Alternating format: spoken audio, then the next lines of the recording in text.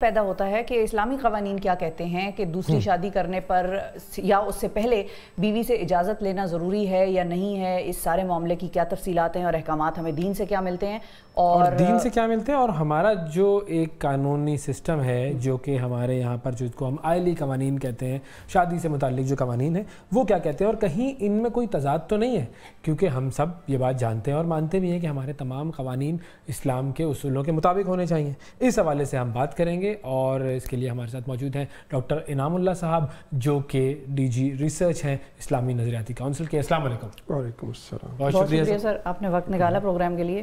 شکریہ۔ یہ کیس سامنے آیا اور ایک شہری کو سزا سنا دی گئی پہلی بیوی سے اجازت لیے بغیر دوسری شادی کرنے پر۔ اس پر ہمارا اسلامی نظریاتی کونسل کا ادارہ اور اسلامی قوانین جو ہیں ہمارے وہ کیا کہتے ہیں؟ بسم اللہ الرحمن الرحیم۔ سب سے پہلے تو آپ کا شکریہ کہ آپ نے صحیح فورم کو چنا ہے اس موضوع پر گفتگو کرنے کے لیے، بلکہ یہ اس فورم کا فرض منصب ہی ہے۔ تو مناسب یہی ہے کہ چونکہ یہ مسئلہ ہمارے ہاں متعدد بار زیر بحث آیا ہے اور اسلامی نظریاتی کونسل کا اپنا ایک طریقہ ہے کہ وہ کسی بھی مسئلے پہ بحث کرنے کے بعد ایک سفارش مرتب کرتی ہے۔ ٹھیک ہے، تو میں چاہوں گا کہ میں اس سفارش کا متن آپ کو سناؤں تاکہ اس میں گفتگو میں کوئی ایسی بات نہ ہو کہ جس کو پھر غلط سمجھا جائے۔ یہ 2013-14 کی ہماری سالانہ رپورٹ ہے۔ ٹھیک ہے، اس پر جو سفارش ہے وہ 3 نکات پر مشتمل ہے۔ پہلا ہے کہ آئلی قوانین کی دفعہ 6 تعدد ازدواج نہ صرف اسلامی احکام کے خلاف ہے بلکہ بیش بہا قانونی خرابیوں پر مبنی ہے۔ قرآن مجید کی آیات کریمہ، نبی اکرم صلی اللہ علیہ وسلم کی احادیث مبارکہ اور اجماع امت سے ثابت ہوتا ہے کہ بیک وقت 1 سے زائد 4 تک بیویوں کو نکاح میں رکھنا جائز ہے۔ نکاح کے شرعی یا قانونی انعقاد کے لیے شوہر کو ثالثی کونسل، سول جج یا پہلی بیوی سے اجازت لینا ضروری نہیں۔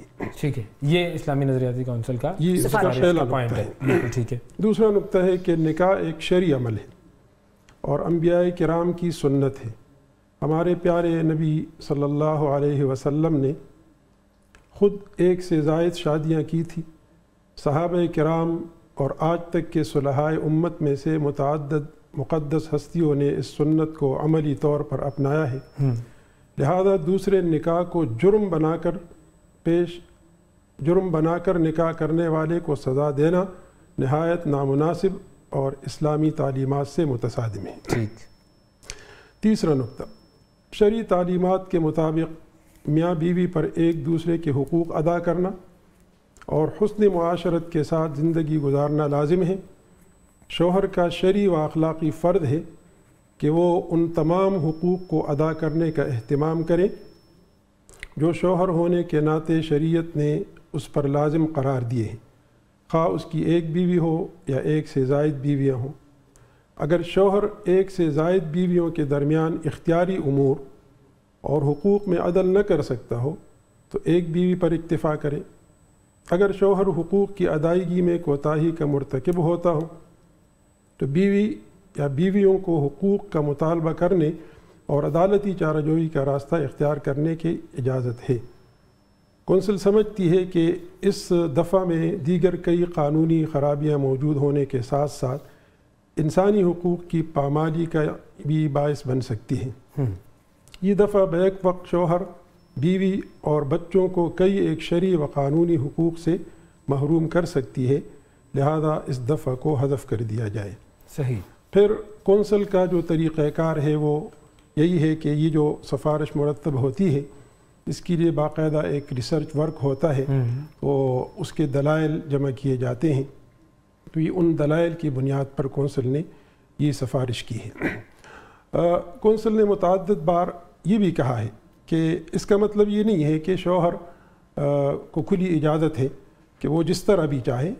عموماً اس میں مسئلہ کب پیدا ہوتا ہے کہ شوہر وہ پہلی بیوی کو بتائے بغیر یا خفیہ طور پر شادی کرتا ہے، بالکل، تو ظاہر ہے کہ ایک معاشرتی طور پر بھی کوئی اچھی بات نہیں ہے۔ بالکل درست۔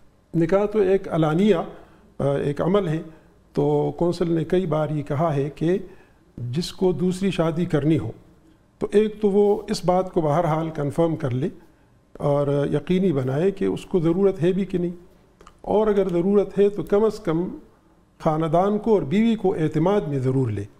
تو اس سے پھر یہ جو اختلافی باتیں ہیں عدالتوں میں جانا، یہ اس کی ضرورت پیش نہیں آئے گی. تو یہ کونسل کی سفارش ہے. اچھا، یہ جو سفارش ہے، اب ظاہر ہے چونکہ ایک بڑی ڈیٹیلڈ آپ نے ہمیں اس کے حوالے سے معلومات فراہم کی، تو کافی سارے سوال ہیں، کافی سارے پوائنٹرز ہیں جو ہم نے لکھ لیے ہیں.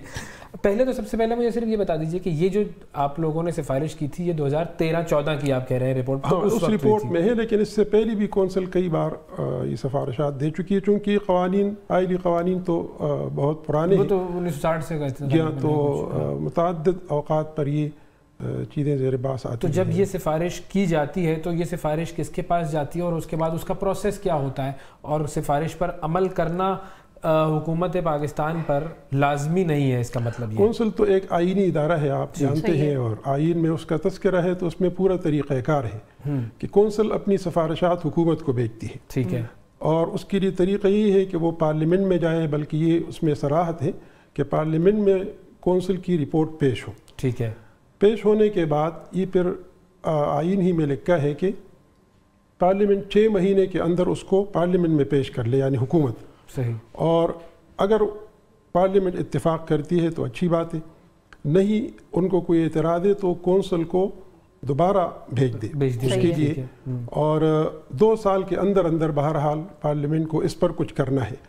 لیکن صرف ہی سفارش نہیں، ہماری تقریباً اکثر سفارشات کے ساتھ پارلیمنٹ کے فلور پر پیش تو کی جاتی ہیں، اور پیش کرنے کا مطلب یہ کہ وہاں رپورٹیں رکھ دی جاتی ہیں، اور جو وزیر ہوتے ہیں وہ کہہ دیتے ہیں کہ یہ رپورٹیں ہیں، لیکن یا تو بحث ہوتی نہیں ہے، یا اگر ہوتی ہے تو وہ کوئی کونسل ہی کی وجود پر یعنی مزید کوئی تنازع کھڑا کر دیا جاتا ہے.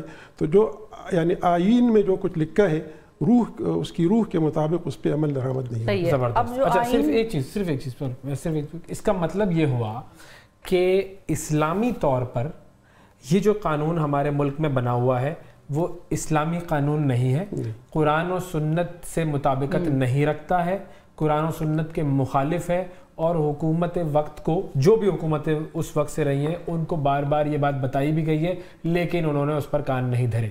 کیا یہ کہہ سکتا ہوں؟ بالکل ٹھیک. جی صحیح. میں یہی پوچھنا چاہ رہی تھی کہ اب ایک تو طریقہ یہ ہے، اس میں ذرا میں اگر یہ وضاحت کروں کہ یہ یعنی کہ اس کو جرم بنانا، جی بالکل، یہ ظاہر ہے کہ یہ شریعت کے خلاف ہے.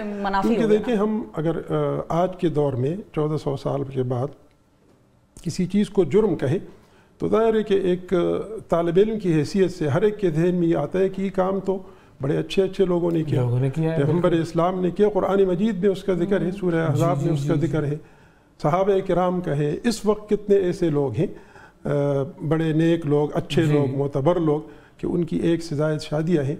تو یہ فوراً ذہن میں آ جاتا ہے کہ یعنی کیا یہ سارے لوگ مجرم ٹھہرے؟ تو اس لیے یعنی اس کے بہرحال اچھے اثرات نہیں ہیں. صحیح. اب وہی سوال ہے جو ایک کسی بھی شخص کے ذہن میں آ سکتا ہے کہ جب ہم یہ کہتے ہیں کہ پاکستان کا آئین اور قانون قرآن اور سنت کے تابع ہے اور اسی سے ڈیرائیو کیا گیا ہے، ہمارے جو احکامات دین سے ہمیں ملتے ہیں اسی کی بنیاد پر ہمارا آئین کھڑا ہوا ہے، تو جب ہم دوسری طرف اس قسم کی چیزیں دیکھتے ہیں کہ یہ قانون آیا ہوگا، کسی نے پریزنٹ کیا ہوگا، یہ امینڈمنٹ آئی ہوگی، پھر اس امینڈمنٹ پہ بحث بھی ہوئی ہوگی، پھر وہ منظوری بھی ہوئی ہوگی، تو یہ قانون مارز وجود میں آیا. یہ کیسے کوئی چیز ایسی آ سکتی ہے جس سے معاشرے پر اتنی بڑے پیمانے پر جو ہے ایک جس کو ہم کہیں گے کہ تذبذب ہو، لوگوں کے ذہنوں میں کلیئرٹی نہ ہو، وہ بھی شادی اور نکاح اور اس کے حوالے سے، اور وہ ہمارے آئینی ادارے سے پاس ہو رہا ہو، پارلیمان سے، جو کہ دین کے متصادم ہو اتنی بڑی پیمانے پر، اور ابھی تک اس پہ کوئی اس قسم کی بحث مباحثہ نہ ہم نے دیکھا ہو. بنیادی طور پہ تو یہ سوال پارلیمنٹ سے بنتا ہے، کیونکہ یہ پروسیس تو وہاں ہوتا ہے. البتہ ایک پاکستانی کی حیثیت سے ہم سب اس کا مشاہدہ کرتے ہیں، صرف یہ قانون نہیں، اور بھی ہوں گے. جہاں تک اس بات کا تعلق ہے کہ ہمارا کوئی قانون قرآن و سنت کے خلاف نہیں ہوگا، یہ بات بھی بالکل واضح ہے. آرٹیکل 2 جو ہے آئین کا، جی اسلام جو ہے وہ مملکتی مذہب ہے. پھر آرٹیکل 2 to 7 جو باب نحم میں پہلی دفعہ ہے، اس میں صاف لکھا ہے کہ قرآن و سنت کے خلاف کوئی قانون نہیں ہوگا، اور جتنے قوانین، کیونکہ ہم جانتے ہیں کہ قوانین ہم نے پرانے والے اختیار کیے ہیں، وہ جتنی بھی ہے تو وہ ان سب کو قرآن و سنت کے مطابق کر لیا جائے، اور کئی دفعات میں ہے، تو اس میں تو دو رائے نہیں ہے۔ اور اب ایک خوشائند بات یہ ہے کہ بالخصوص اس وقت جو سپریم کورٹ ہے، پہلے بھی لیکن اس وقت سپریم کورٹ اپنے فیصلوں میں ان تمام دفعات کا حوالہ دیتی ہے۔ صحیح۔ ہمارے پاس ابھی حالیہ قصاص کا ایک کیس آیا ہے، سپریم کورٹ نے کچھ سوالات بھیجے ہیں، تو اس میں پہلے سپریم کورٹ نے ان تمام دفعات کا حوالہ دیا، آئین کے دفعات کا، تعزیرات پاکستان کے دفعات کا۔ تعزیرات پاکستان میں تو ایک دفعہ میں 338 جی میں یہ بھی لکھا ہے کہ دیت کی ادائیگی میں رولز بنانے کے لیے آپ اسلامی نظریاتی کونسل سے مشاورت کر لیں، یعنی اس میں پھر صراحت کی ہے، تو اس میں تو دو رائے نہیں ہے۔ اب یہ قوانین کیسے آئے؟ یہ بہرحال صرف یہ قانون نہیں ہے، کئی ایک قوانین ہے کہ جو متنازع ہے، اور اس میں اگر ہم بالکل ایک ایسا قانون جس پر دو رائے بھی نہیں ہو سکتی، وہ سود کا قانون ہے۔ اب وہ آئین میں بھی لکھا ہے کہ آپ اتنے سالوں میں سود کو ختم کریں۔ پھر اعلیٰ عدالتوں نے 3 مرتبہ، 2 مرتبہ شریعت کورٹ نے اور 1 مرتبہ سپریم کورٹ نے یہ ڈکلیئر کر دیا بالکل واضح طور پر کہ جو اس وقت سود ہے یہ سود ہے بہرحال، اس کے باوجود بھی وہ ہو رہا ہے، تو اس کو بھی اس کھاتے میں ڈالا جائے۔ البتہ ایک بات جو میں نے محسوس کی ہے، یہ سوال ہمیشہ مجھ سے ہوتا ہے، خصوصاً علماء یہ سوال کرتے ہیں اور دینی مدارس کے طلباء، کہ جب ہم کہتے ہیں کہ ہمارا آئین اسلامی ہے، قوانین اسلامی ہے، تو پھر ایسے قوانین کیوں آئے جاتے ہیں؟ بالکل صحیح ہے۔ تو میں ان سے عرض کرتا ہوں کہ وہ پارلیمنٹ کے اراکین، وہ بھی اس ملک کے باشندے ہیں، مسلمان ہیں، وہ اس کو غیر اسلامی قانون کے نام پر پاس نہیں کرتے، وہ یہ سمجھتے ہیں کہ یہ اسلامی قانون ہے، یعنی ان کی رائے یہ ہے کہ جو ہم کہہ رہے ہیں یہ اسلام ہے، لیکن بہرحال جیسے اس جگہ میں اسلامی نظریاتی کونسل جو ہے اس کا جو رول ہے وہ اہم ہو جاتا ہے۔ دوسرا یہ کہ ایک بالکل واضح سی بات ہے کہ ہر فیلڈ کی ماہرین ہوتے ہیں، طب کے اپنے ماہرین ہیں، انجینئرنگ کے اپنے ہیں، میڈیا کے اپنے ہیں، تو بہرحال ہمارے جو اراکین ہیں وہ شریعت کے ماہرین عموماً نہیں، بالکل ایسا ہی ہے، تو یہ ان سے ایک وہ ہو جاتا ہے۔ تو یہ اس پہ کہا یہ جا سکتا ہے، آپ سے اب کوئی سوال کرے تو آپ یہ جواب دے دیجیے گا کہ ہمارا آئین اتنا ہی اسلامی ہے جتنے ہم اسلامی ہیں، تو بس پھر اس حساب سے میرے خیال میں سیٹسفائی ہو جائے گا۔ آئین تو اسلامی ہے، لکھے ہوئے کے حد تک تو آئین اسلامی ہے، اس میں 2-3 چیزیں تھیں، مثلا ایک دفعہ 45 ہے کہ صدر کو معافی کا اختیار ہے، بالکل اس پر اعتراضات ہوئے تو اس پر کونسل نے کہا کہ اختیار مطلق نہیں ہے، ٹھیک ہے، چنانچہ قصاص کے کیسز میں وہ یہ اختیار نہیں ہے، تو پارلیمنٹ نے بہرحال اس کی رعایت رکھی، اور یہ ایک شق کہیں پر ڈال دی ہے کہ جو مقتول کے اولیاء ہے ان کی رضامندی کے ساتھ صدر معاف کر سکتا ہے۔ تو مقصد ہے کہ آئین تو تقریباً اسلامی ہے، لکھے ہوئے کے تقریباً ہے، بس تقریباً کو ذرا مکمل طور پر بنا لیں، بالکل آئین تو اسلامی ہے، ٹھیک ہے، جو قوانین کچھ بنے ہیں۔ اچھا اس میں لیکن ایک سیکنڈ، صرف میرے 3 ایسے سوال ہیں جو کہ اسی آئلی زندگی اور دوسری شادی اور اس پہ ہیں، اور یہ دوسری سائٹ کے ہیں۔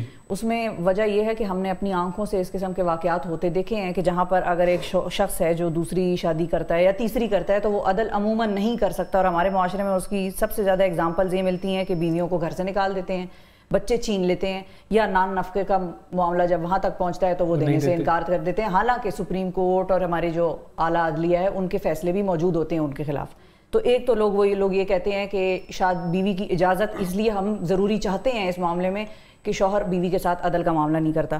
دوسرا ایک سوال میرا یہ ہے کہ اگر کوئی بتا کر خاتون کو اپنی بیگم کو کرے تو وہ آگے سے وہ خاتون کیا کرتی ہے، وہ کیا کرے گی؟ وہ بھی ظاہر ری ایکشن دے گی، یا مجھے تو نہیں لگتا کوئی بیگم یا کوئی خاتون ایسی ہوگی وہ کہے گی ٹھیک ہے میں اس بات پر خوش ہوں اور آپ جائیے اور میں بھی شادی میں شرکت کروں گی، یہ بھی ایسا نہیں ہوتا۔ اور تیسرا سوال ایک یہ ہے کہ ضرورت، آپ نے کہا کہ ایک شخص کو ضرورت ہو شادی کی تو پھر وہ جا سکتا ہے اور طریقے سے عدل بھی کرے اور بیگم کو بھی کانفیڈنس میں لے اور اس کو بتائے اور پھر آگے پروسیڈ کرے۔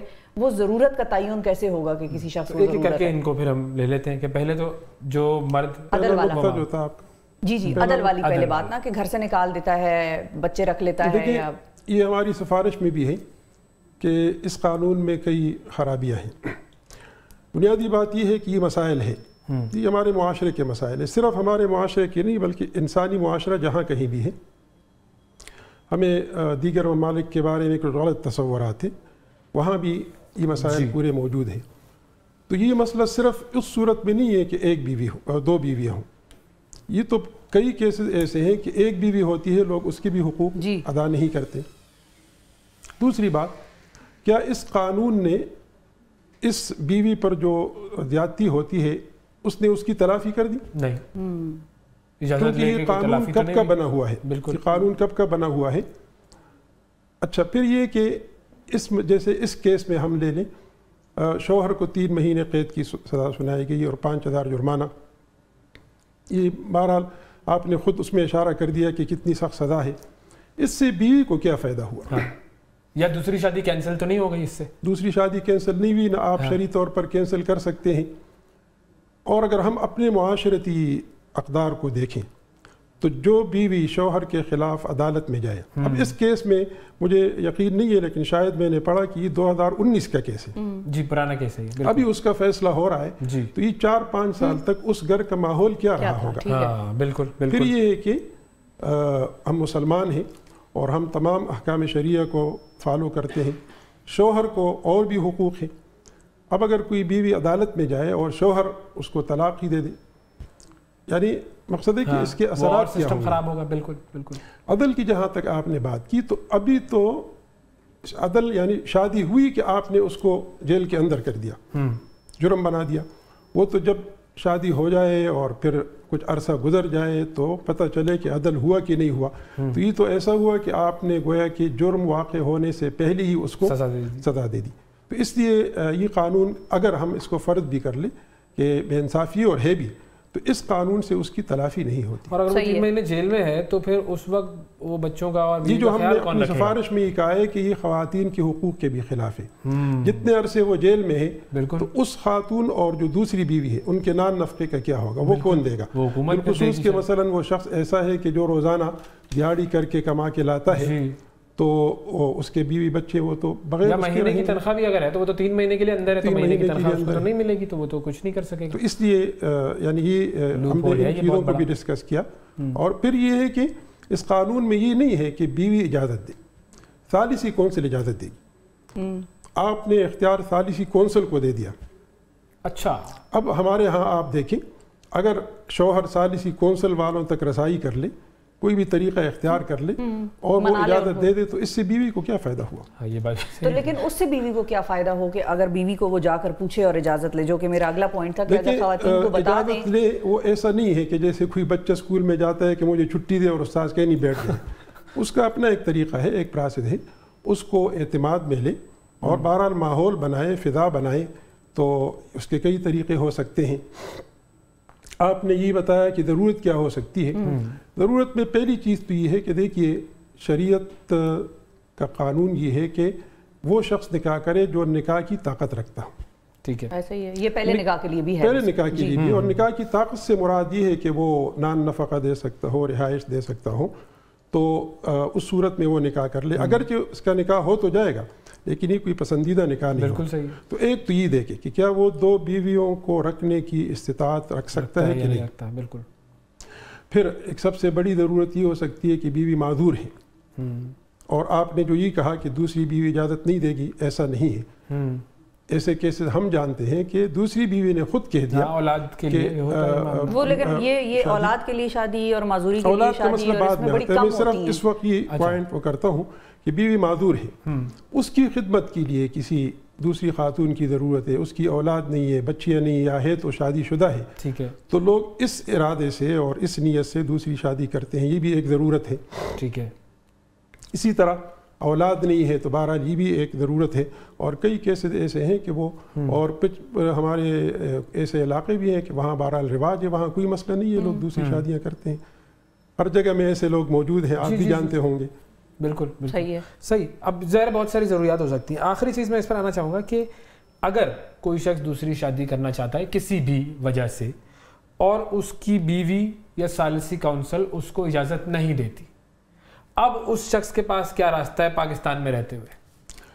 وہ بہرحال کوشش کرے، کوشش کرے اپنا گھر خراب نہ کرے، اپنا گھر خراب نہ کرے، اپنے مقصد ہے کہ لڑائی جھگڑے نہ لے، دائرے کہ ان کو اعتماد ملے۔ اس کے کئی طریقے، وقت گزرنے کے ساتھ ساتھ حالات بدلتے رہتے ہیں، لوگوں کی آراء بدلتی رہتی ہے، اور نہ ہو تو نہ کرے، ہاں اگر ضرورت ہو تو کر لے، ہاں، اور اگر کرے گا تو پھر وہ مجرم ٹھہرے گا، اس وقت کے قانون کے حساب سے بغیر اجازت میں وہ مجرم ٹھہرے گا۔ دیکھیں نکاح میں اصل میں بنیادی بات یہ ہے کہ ہم کہتے ہیں کہ یہ سوشل کانٹریکٹ بالکل ایک معاہدہ ہے، لیکن جو ہم دوسرے معاہدات کرتے ہیں، مثلا ہم کسی سے گاڑی خریدتے ہیں یا کاروباری شراکت، یہ اس طرح کا معاہدہ نہیں ہے۔ جی، قرآن مجید نے جہاں سورہ نساء میں اس بات کی طرف اشارہ کیا ہے کہ اگر جدائی ہوتی ہے تو اس میں یہ کہا ہے کہ آپ جو گزشتہ آپ کی زندگی گزری ہے اس کو نہ بلائیں۔ جب آپ دونوں ایک دوسرے کو بہت قریب رہے ہوں بالکل، تو اگر آپ کسی بیوی کو الگ بھی کرنا چاہتے ہیں تو بھی اس زندگی کو نہ بلائیں، بہترین سلوک، غلط طریقے سے نہ کریں۔